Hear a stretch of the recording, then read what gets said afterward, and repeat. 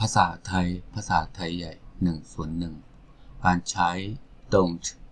ไทยใหญ่ตอนที่3 don't give any authorities don't give any authorities อย่าให้อำนาจใดๆอย่าให้อำนาจใด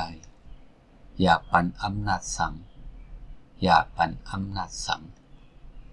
don't give any presents don't give any presents อย่าให้ของขวัญใดๆอย่าให้ของขวัญใดๆอย่าปันของตอนสั่งอย่าปันโคตอนสั่ง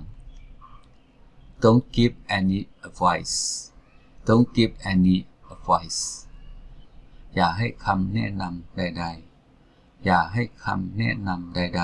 ๆอย่าปันตั้งใครใส่สั่งอย่าปันตั้งใครใส่สั่ง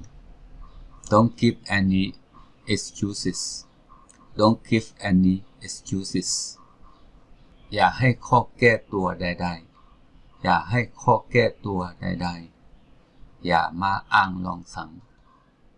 อย่ามาอ้างลองสั่ง don't give any authorities อย่าให้อำนาจใดๆอย่าปันอำนาจสั่ง don't give any presents อย่าให้ของขวัญใดๆอย่าปันโคตอนสั่ง don't give any advice